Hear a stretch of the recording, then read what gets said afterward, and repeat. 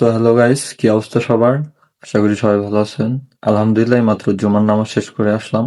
So জানতে পারলাম যে গ্রামে অনেক বড় একটা খানার দাওয়াত আছে। তো এখানে না গেলে তো হবেই না, না গেলেই নয় আর কি।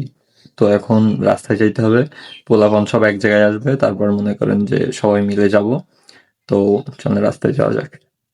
ভাবছিলাম অনেকক্ষণ অপেক্ষা করা লাগবে, কিন্তু আমি ভুলছিলাম। এখানে আসার পরে জানতে পারি সবচেয়ে দেরি করে আমি আসছি। আসলে আমারই বোঝা উচিত ছিল এসব কাজে এরা কখনোই দেরি করবে না। যেখানে খাওয়ার জন্য ব্যবস্থা করা হয়েছে সেই জায়গাটা একটু দূরে আছে, যার কারণে পোলাপান সব হাঁটা শুরু করে দিয়েছে। আমি এসে দাঁড়ানোর পর পরে দেখি আজমাইন ভাই চলে আসছে, আর সে কিন্তু একা আসে নাই, তার সাথে পুরো 10 পাবলিক চলে আসছে। খাওয়া দাওয়ার ব্যবস্থা এই রাস্তার উপর করা হয়েছে, কিন্তু যেখানে করা হোক আমরা থেমে থাকবো না, তাই সামনে এগিয়ে যাব বসার জায়গা খোঁজার জন্য। যাইতে যাইতে দেখি আমার চাচতো ভাই আগে থেকে খাইতে বসে গেছে, তার সাথে আমার দুই চাচাও বসে পড়ছে। মানে বুঝলাম না, নামাজ কখন শেষ হয়েছে আর খাইতে কখন দিছে, আর এরা কখন বসলো। এদিকে আমরা আসতে না আসতে প্লেট পেয়ে গেছি। প্লেট পাওয়ার পরে খিচুড়ি পাইতেও বেশি দেরি হয় নাই। আমরা যারা যারা আসছিলাম সবাই একসাথে বসে পড়ছি। এদিকে আমার পাশে নাইট খাইতেছে আর বলতেছে আজকে 3-4 প্লেট না মারলে তো হবেই না। খাওয়া শেষ করতেই দেখি বিশাল আর আজমাইন ভাইও খাইতে বসে গেছে। এদের খাওয়া দেখে মনে হইতেছে কতকাল খাই নাই তার ঠিক নাই। এদিকে খাওয়ার শেষে যেটার অভাব ছিল সেটার ব্যবস্থা নাহিদ করে দিছে। রাফিদার আমার অবস্থা দেখেই বুঝতে পারছেন আমাদের খাওয়ার কোনো ইচ্ছা নাই।